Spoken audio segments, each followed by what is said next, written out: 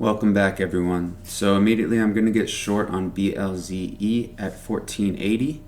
And then I take another short there at 1440. So now I'm in 200 shares.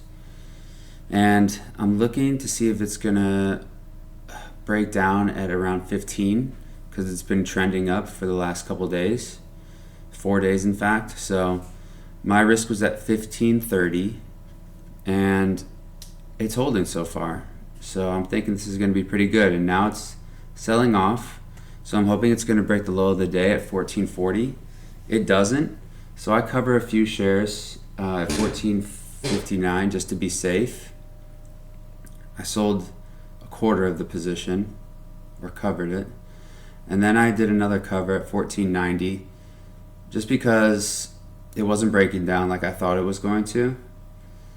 Here I took a short on SpaceX at 155 essentially, thinking that it was going to hit 160 or so and then come down. And this is going to be one that's pretty painful, so I'll walk through it with you guys. But again, I covered another BLZE 50 shares at 1489.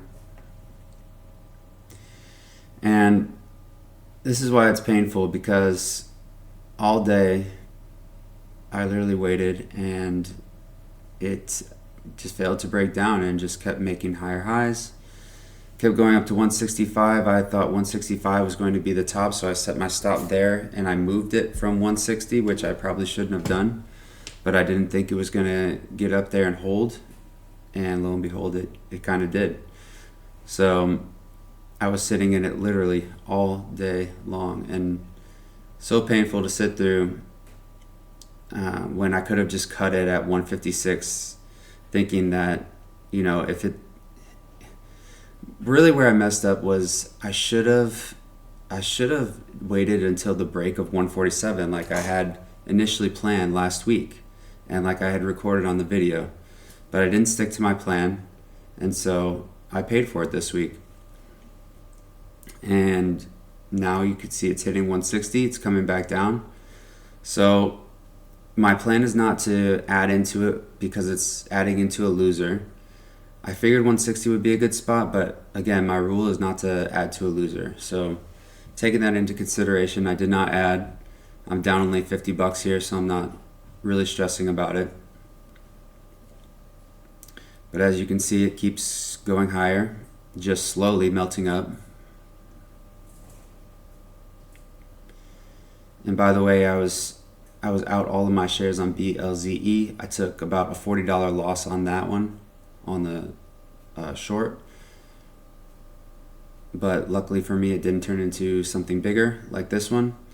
I got lucky, and instead of it being a $150 loss, it only was a $40 loss. So there I got lucky, and on SPCX, I did not get so lucky.